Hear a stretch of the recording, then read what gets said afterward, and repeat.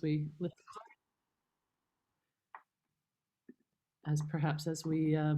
listen to our prelude in a moment. Also, a reminder that if you wish to have a transcript, closed captioning of the service, you should see a button on the bottom of your screen that says live transcript. If you click on that, and then it'll give you the option to show the subtitles if that's helpful for you. In a moment, in our next screen, we're going to move to an opening reading, and we're trying something a little new today. I'm wondering if there's anyone with us today who would like to read it for us, kind of spontaneously. So if you're someone who enjoys spontaneously reading, it's just a short piece. Please raise your actual or your digital hand. And Priscilla and I are going to be watching attentively to see if there's any volunteer who would like to read for us today. And as a professor, I like to take that awkward little moment of silence while we wait to see if anyone is finding their courage. If not, that's okay. All right, then I'm going to hand it over to you, Priscilla, for our opening reading.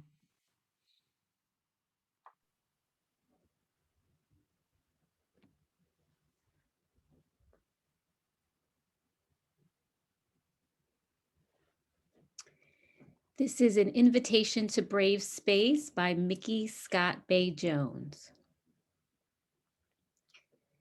Together we will create brave space because there is no such thing as safe space. We exist in the real world. We all carry scars and we have all caused wounds. In this space, we seek to turn down the volume of the outside world. We amplify voices that fight to be heard elsewhere. We call each other to more truth and love. We have the right to start somewhere and continue to grow. We have the responsibility to examine what we think we know. We will not be perfect. This space will not be perfect. It will not always be what we wish it to be, but it will be our brave space together, and we will work side by side. Thank you, Priscilla. And now we have the joy of connecting with our shared worship experience through the beautiful music of our own Kyoko, who is worshiping with us today from Japan. So please enjoy Kyoko's rendition of Take the A Train by Billy Strayhorn.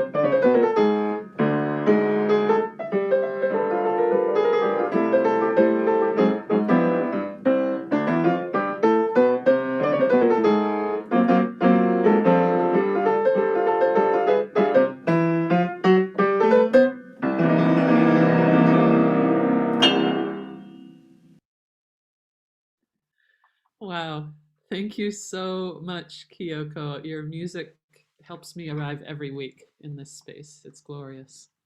And now I'm handing it over to Linda for our opening song. Thanks, Care. I'm Linda Noonan, senior pastor. My pronouns are she and her. So good to be together with you in worship this morning. Our opening song is Here I Am, Lord. This is 2 screens. We'll sing several verses in the chorus. Please join us in our opening sentences.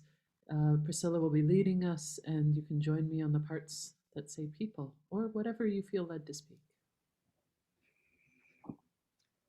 If you have any hope of transforming the world and ourselves, we must be bold enough to step into our discomfort, brave enough to be clumsy there, and loving enough to forgive ourselves and others.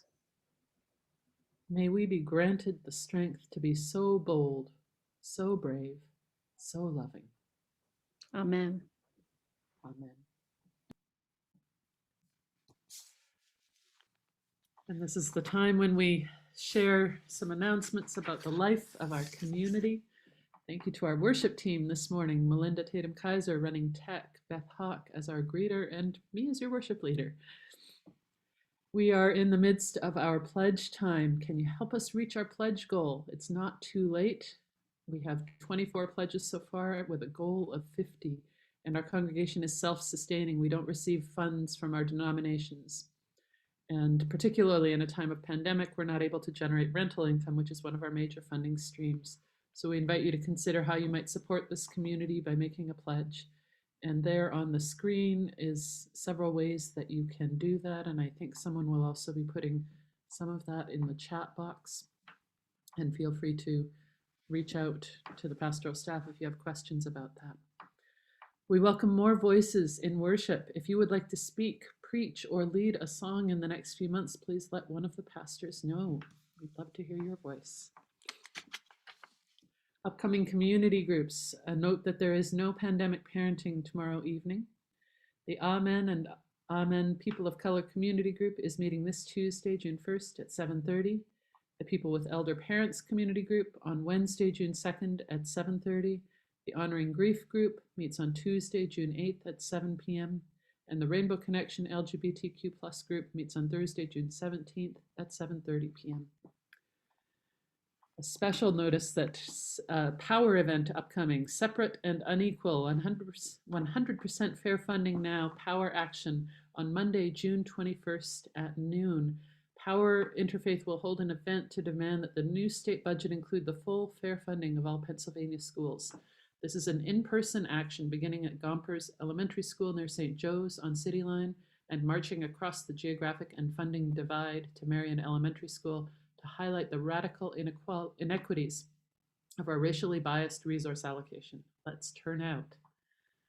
And the COVID working group needs your help. They're going to be sending a short survey to help identify your hopes and fears as we begin to think about meeting in person again. Keep an eye out for that in your email in the coming days. Prayer requests. If you are in need of prayer, please feel free to email those prayer requests to our pastors at the email address you see on the screen, prayers@chestnuthillunited.org. And I believe those are all of our announcements. And so I am handing it over to Priscilla for our time with children. Good morning. I'm looking out on gallery view to see if there are any children in the room with us. I didn't see any, but I don't want to overlook anyone. So I'm just going to take a moment. Please feel free to get our attention if you're a kid at home.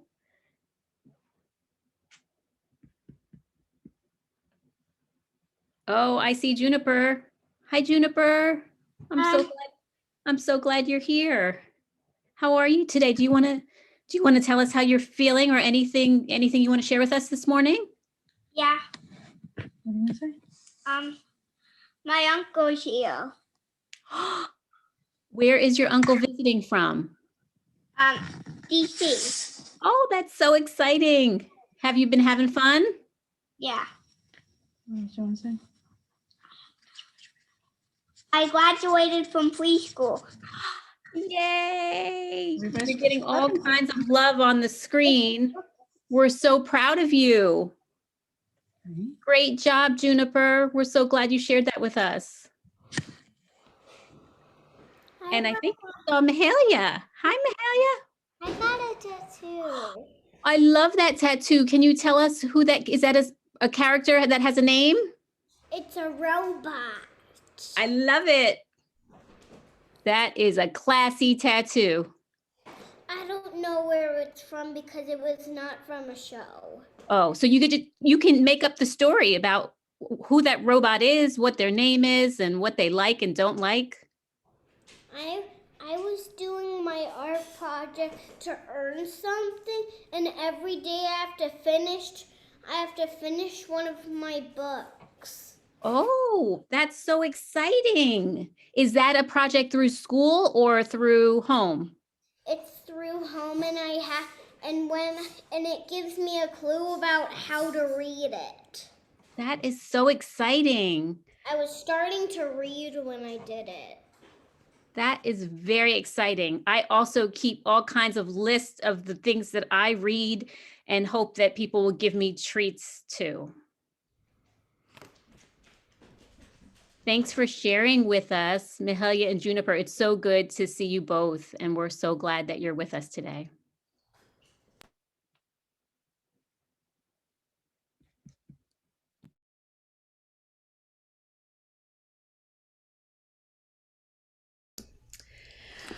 Well, good morning again. It is so good to be here this morning. We're going to begin this morning with something a little bit different. I'm just getting oriented. We're going to start, our first reading this morning is going to be a lightning breakout round of getting in pairs or small groups of 3 to just get to know each other a little bit and respond to a question that I hope engages your imagination a little bit. So we haven't done this much, but some folks are accustomed to kind of Zoom breakout rooms and some aren't. Some love them, some don't. My invitation this morning is to take 5 minutes in a breakout room, which is a separate room from the main room, to just say hello to somebody else, to introduce yourself, say whatever you want to say about yourself, your pronouns, whatever makes sense to you, and then respond very briefly. There's not going to be much time, just about 1.5 minutes per person. Respond very briefly to the question, if God appeared to you now, what would that look like? If God were to come to you now in some form or fashion, what would that look like for you? And what would you be what would the message be for you? Like what would that look like for you? So the invitation is to just spend a couple minutes, not more than 1.5 minutes or so each, 2 minutes or so if you're just with another person, to introduce yourself and maybe muse a little bit briefly on, if God were to come to you right now, what would that look like? So Melinda is going to send us into breakout rooms. You can accept the invitation if you want to join that room. If you don't, then you'll just kind of be sitting here with a couple of us in silence.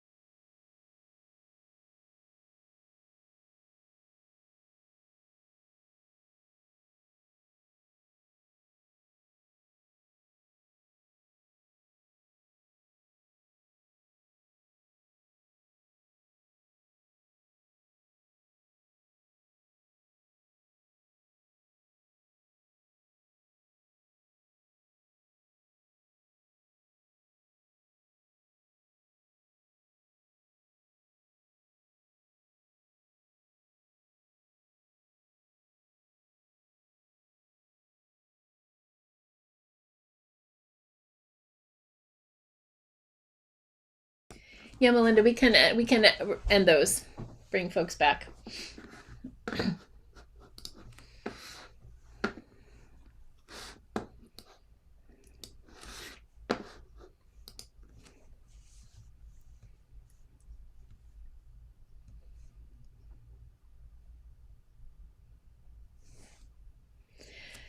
So whether you were in a room or not, if you want to put in the chat, you're welcome to put in the chat whatever image came to you, if an image came to you, whether you were in a breakout room or not, what image came to you? We'll just pop those in the chat as we get ready to move into our scripture reading. What images came to you when you think about if God were to appear to you right now? What would that look like?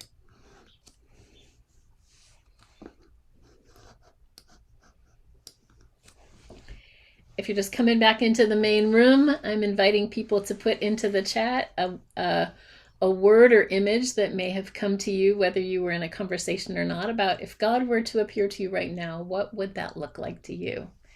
Beautiful sunsets. Nice. Nice. I also heard somebody say clouds and light and celestial activity. What other images? Water. Beachfront. If God were to show up to you right now, what would that look like? A babysitter. Praise God. Jesus, be a babysitter. The best softball coach in the world. Courage to make big changes. Not a specific image, but a sense of feeling more alive and being more connected to myself and others.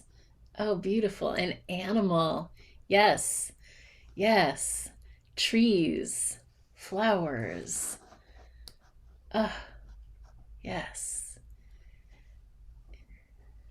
Sights, sounds, touches of happy rainbows, spontaneous playing children, puppies. Oh, I love these images. I love these images. Being in a field of flowers and birds and animals, sunny and cheery. A reminder to give things up to God and not be so anxious. Yes. A non-verbal embrace. How we long for those. Oh, thank you so much. Thanks for being willing to try that. We'd love to experiment with that a little bit more in worship. Thank you for this morning for taking the time to just meditate on that. And if you were in a conversation, thanks for that. Continuing this idea of an image of God, our scripture reading this morning comes from Isaiah chapter 6, verses 1 to 8. This text this morning is written in the voice of the prophet Isaiah. And here Isaiah is talking about an experience he had in the year 739 BCE, which is 2,859 years ago. You'll hear the word seraph.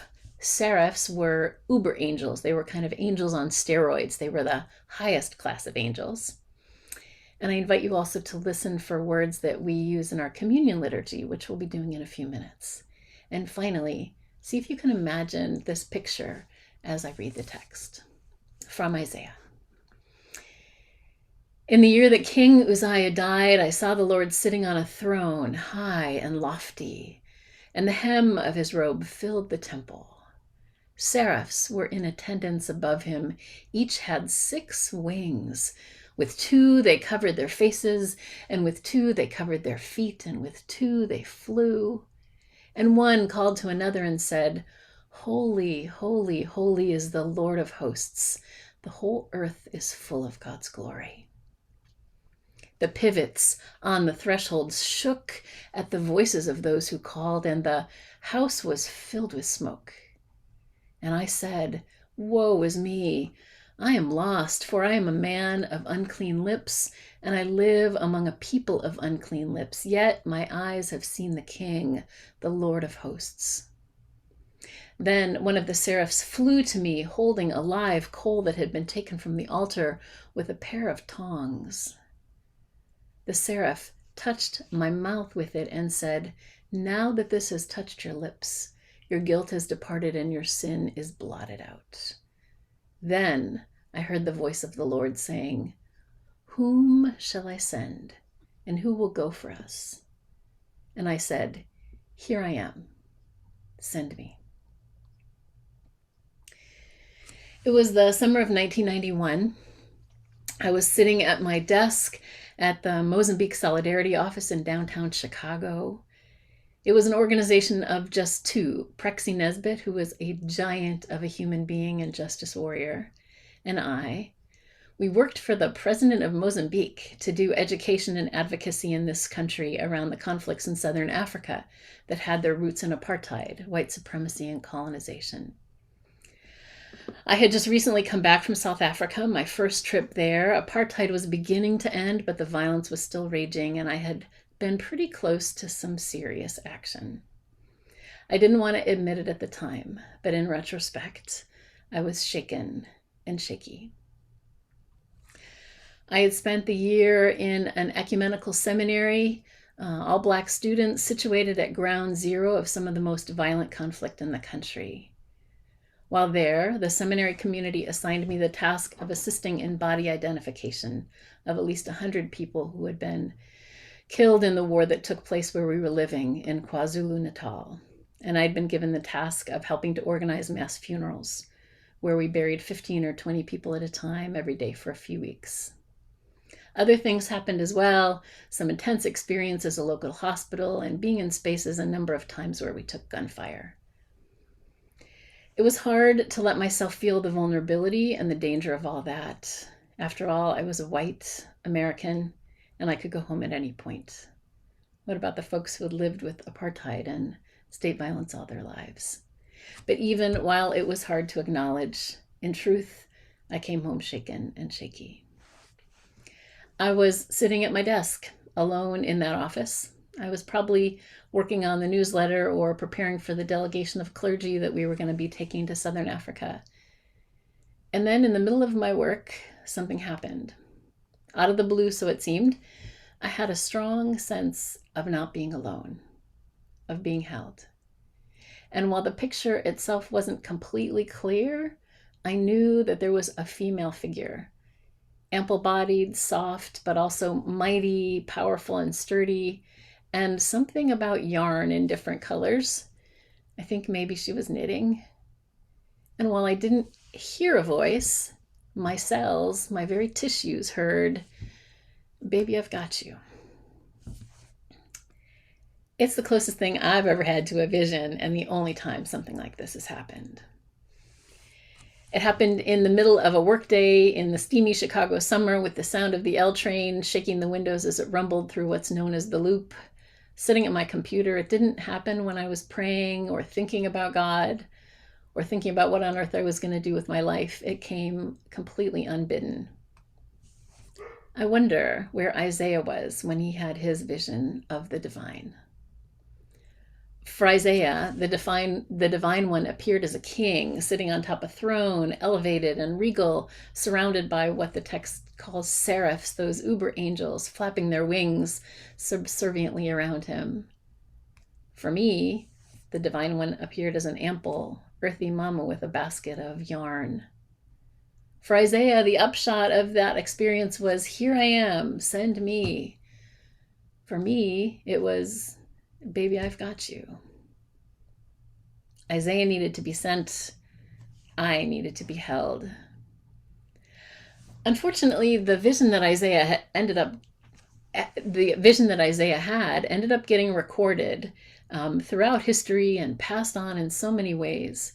It got adopted and adapted by white patriarchal Christian theology and deployed as the right image for God, that of man, king, distant, white, judging, fearful, violent, unapproachable, all-powerful. And that image of the Holy One has been weaponized to control bodies that are not white, not cisgender, straight, privileged men, and to be clear, to also control the bodies of men who occupy those identities now, who are also victims of the same theology. The thing is, Isaiah's vision was just one image of God among many that we find in Scripture if we look carefully. See, God meets us where we are in ways that make sense to us, to our bodies, with our identities, in our cultures, in our contexts. It's as if God knew that coming to me as I sat in that steamy office in the form of a male body as a king from the dominating race on a high throne with servants was just not going to make it for me.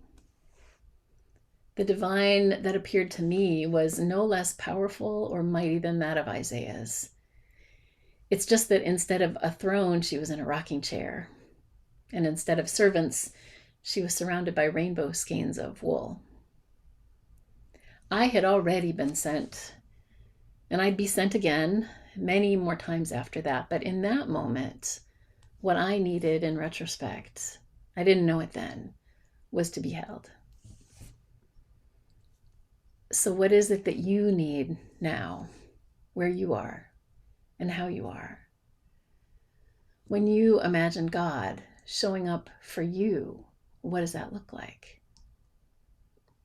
What would it need to look like in a way that would make sense to you?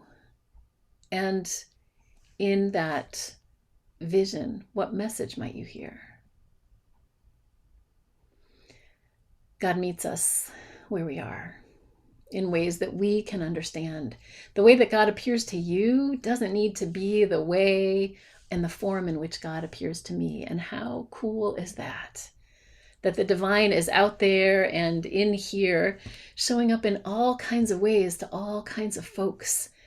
The divine as mama, the divine as eagle, as they, as queen, as queer, as father, as spirit, as light, as rainbows, as puppies, as the best softball coach in the world, as a babysitter, as Jesus, as power, as connective tissue, as disruptor, as pole dancer, as breath, as a woman pounding cassava, as a man hunting impala, as a child playing with glitter. Holy, holy, holy. We don't always get visions that knock us off our seats. But that doesn't mean that God isn't right here, right now, meeting us where we are, as individuals, as a community, as a scrappy little church. Our church is in the midst of change, and some of that is rough. Questions about who we are, what's going on, who's doing what we're about, how are our values being sidelined or neglected or aligned.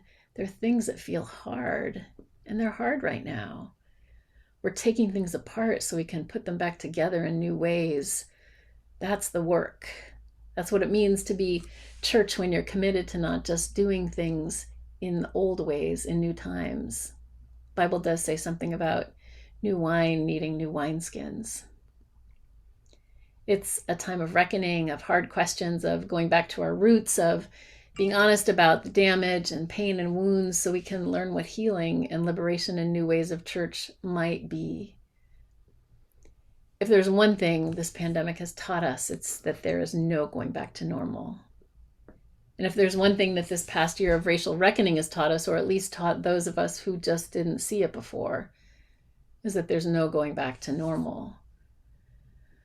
We'll be having lots of conversations in church about who we are and what matters and where our money goes and what justice could look like and what's possible in the months ahead.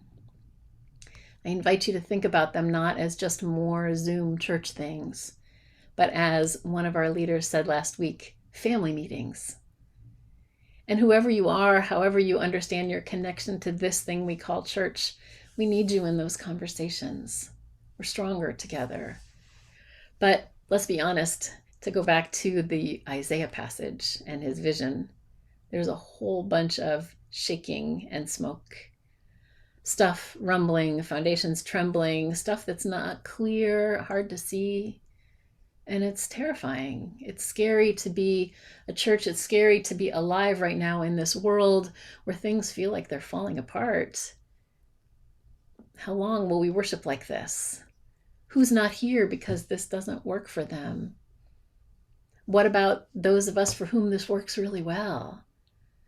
What will it mean for those of us who are in this area to be able to walk back into our sanctuary, and for others to be on a Zoom screen on the wall, praying together, leaning in together, and please, please God, someday singing together? And who will lead us? Who among us needs to be sent? Who needs to be held? Who among us can be both sent and held at the same time? Leading us.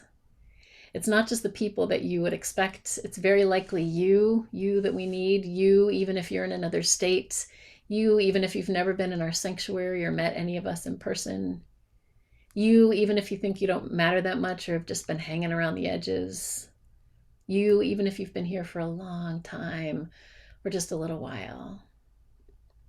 Holy, holy, holy. Yeah, we need a lot right now. It is a lot right now. I, for one, get overwhelmed and vacillate between fatigue and exhilaration and anger and hope and clarity and confusion. But holy smokes, we have so much right now. We are so much. I invite you to look around this room right now. Take yourself to gallery view and just look and see who's here. Maybe you met someone in a short breakout room. Maybe there's a new face for you. In a few minutes, you'll meet and hear a little bit more about somebody who's maybe new to a lot of us. Look around this room. I know it's almost summer and a holiday weekend. People are already emerging from hibernation, and some are heading out to get first hugs from parents or grandparents or friends after being isolated for a long time. Some of us are still staying indoors. Some of us are still staying buried. We're starving for touch and connection, and praise God that some folks in our church right now are not on Zoom, but doing something else good and life-giving. But look at this room. Only God knows all the gifts and potential right here. And the potential of all the people that call us home or call us sanctuary or call us a well, the things that we can offer one another in the world, and this church that can make our little band of seekers and healers and learners and movers and shakers and disruptors even more powerful and mighty. Holy, holy, holy. In a minute, we'll be sharing communion, which always involves breaking and spilling, blessing and pouring out, brokenness and sustenance. And we'll say, holy, holy, holy, God of power and might. Heaven and earth are full of your glory. God shows up for us, to us, with us, among us, calling us, sending us, taking us apart, putting us back together, holding us. Holy, holy, holy. This is God's good news. Amen. Amen. Thank you so much, Linda. And so, friends, we move to a moment where we reflect on the ways that we can give of ourselves in this time to the church and the world, and there are so many ways to give. I invite you to consider what gifts you have to offer that our church or the world around us need right now. And on the screen, there are a few different ways that you can give to the church, and I think those are going to be shared in the chat box as well. And as you are reflecting on that, we are also going to take an opportunity right now in our Spotlight on People to meet someone and get to know someone a little bit better. Kathy Jacobson. Over to you, Kathy.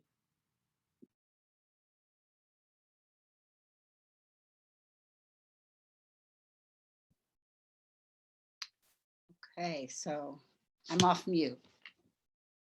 You know, and Linda said, baby, I've got you. It brought a little tear to my eye because at a certain point, I guess 18 months ago, Linda said that in a way to me. I want to start by saying that sometimes a mere observation can turn out to be much more. And I say that because simply sharing an observation with someone and then saying a little bit more about it, you can suddenly find yourself in a big spotlight like this, this spotlight on people. Like who knew, you know, this kind of thing happens all the time. And it happens in our church here because our church makes space for those of us to share our observations and share ourselves. So my name is Kathy Jacobson, and I've been attending services here for about the past 15 months, ever since services went into a virtual mode. I've never attended in person. I lived with my husband, Joe. Both of us are semi-retired. We live on 37 acres of sort of foresty mountain area. We live on the Trail of Tears, actually, in Rome, Georgia, where the rivers meet and the mountains begin. That's how it's described. We've got 27 cattle. I can't believe it. I round them up and do all kinds of stuff with them. It's pretty cool. And here, Mother Nature is king. Mother Nature brings winds and rain and drought, and it rules the world. The cycle of life is right here in front of us. Let's see. I'm really humbled by the circle of life. So anyway, the observation that got me here in the first place was that until my friend Nell told me that this fundraise is a pledge drive instead of a contribution drive, I thought, oh, we're supposed to give with pledges, not contributions. So I thought, well, maybe if people knew that it was a pledge drive and it was about sustaining the church, maybe we would have more pledges. So I thought, well, we need more pledges. So I emailed Linda, and she said, yes, that would be good. And by the way, maybe you'd like to talk about the pledge thing, and then maybe you could like be in a spotlight and tell people about yourself in the midst of these pledges. Okay, so don't offer any observations going forward. So so I decided I would talk about myself. So it was Linda really that brought me to this congregation. And it was what she represents about the church as a senior pastor.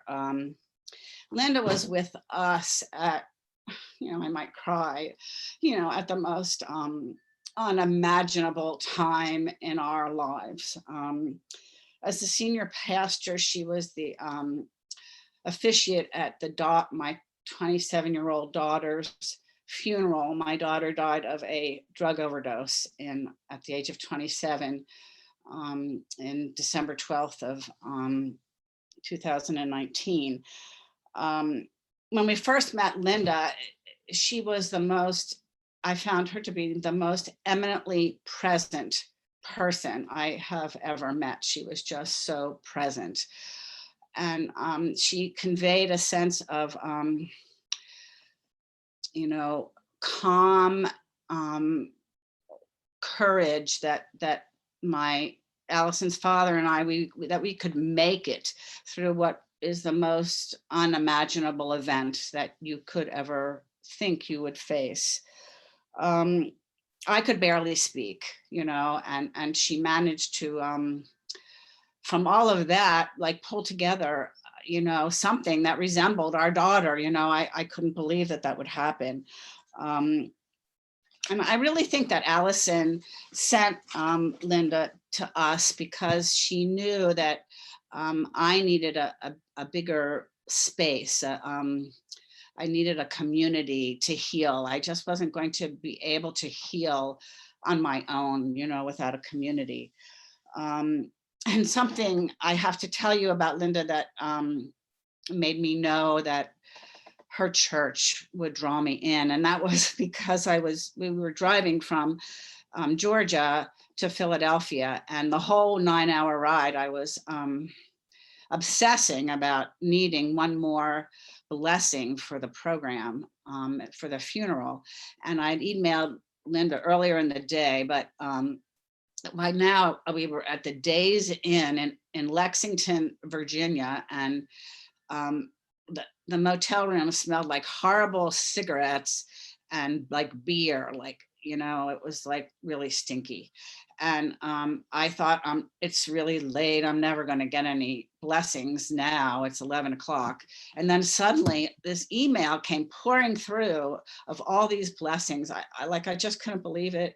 I was so relieved. And I thought, who would have such empathy, to respond in this kind of way? And, by then I was hooked, whoever she was, I was going to go to her church, So Allison's service was beautiful, and Linda spoke in the most intimate way to my granddaughters, as if, you know, nobody else was in the room, you know, like it was one-on-one, one-on-two, you know, and no, like nobody else was there. It was really remarkable. That kind of intimacy we also can get here in our church. You know, if I was there and I'm present, I could feel that intimacy. So Linda asked me to speak about what I get from the church. And initially for me, it was like a connection with Allison, and it was, you know, connection with her spirit and not losing, you know, her.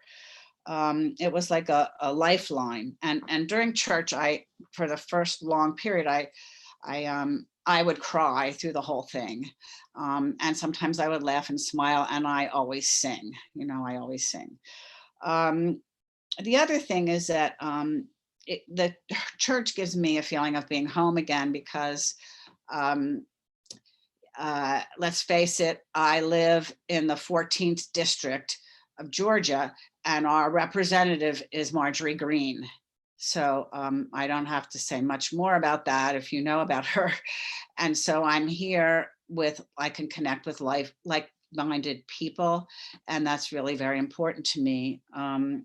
And then the other thing is that the church is giving me a chance to connect spiritually again, and it's been 50 years since I've been part of a spiritual life.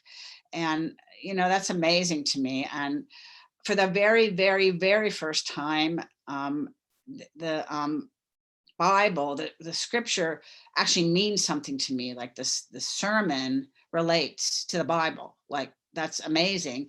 And I actually read the Bible.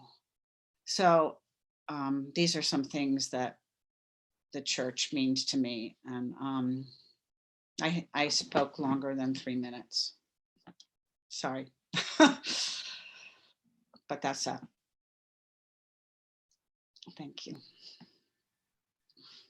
Thank you so much, Kathy. I hope you can see the love being visually offered back to you in this moment. Thank you. Such a gift to hear your story and to have you here with us. It really touches me, as does community. Thanks, Kathy. And so one that we shared in worship at one point, but is probably new to most of us.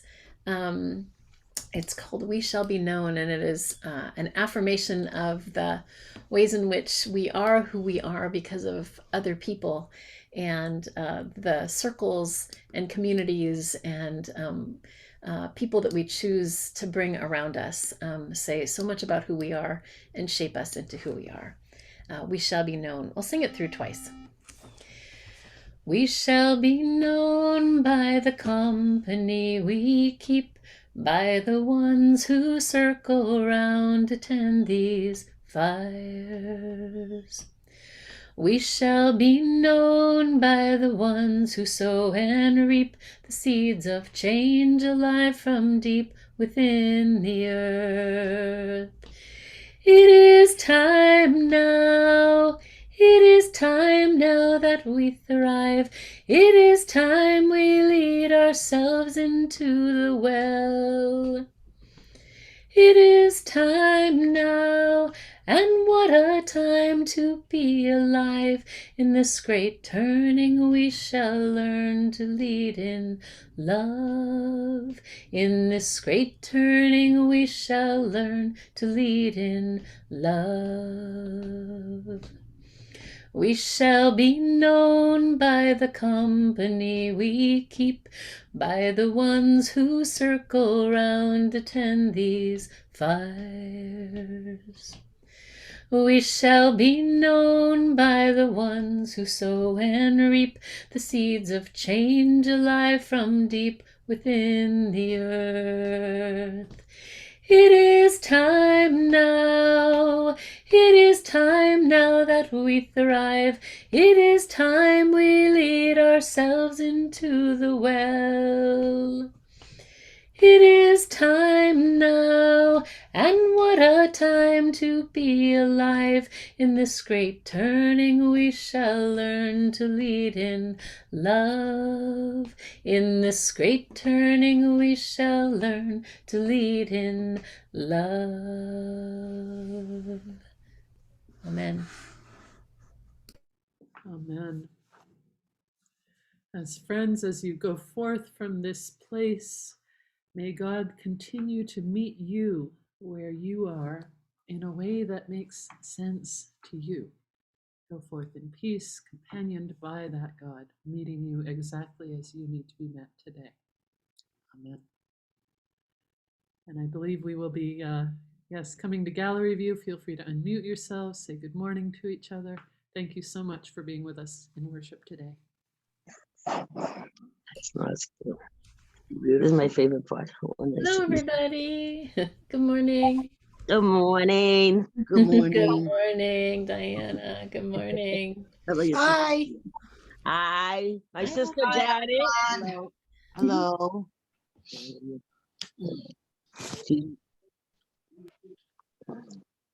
I'm surprised she called me Diana. They always call me Priscilla's mom. Oh, I have a day off tomorrow.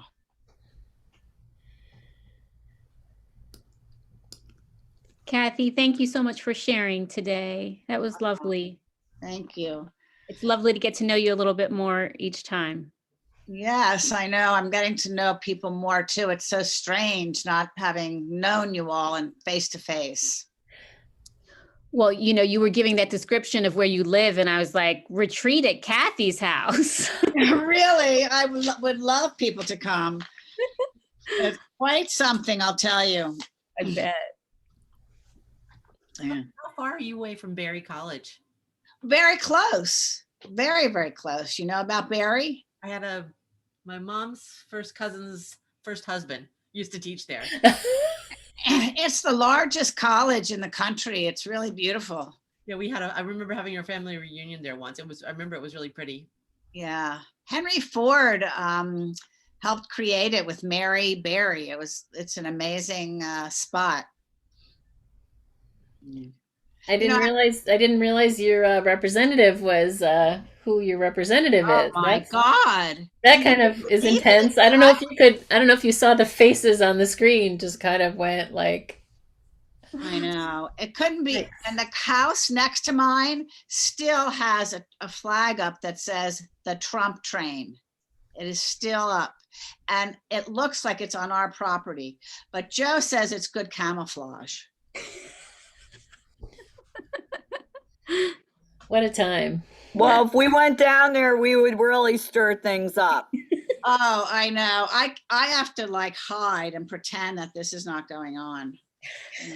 You know, I forgot to say that Linda and I spoke about social change and racism and the terrible discrimination that people in the LGBTQIA community experience. And so it wasn't just Linda as much as it was the connection to social change. You know, I went to Penn and I thought I would be studying about therapy, but it was a whole other thing that I tapped into. So the community is important.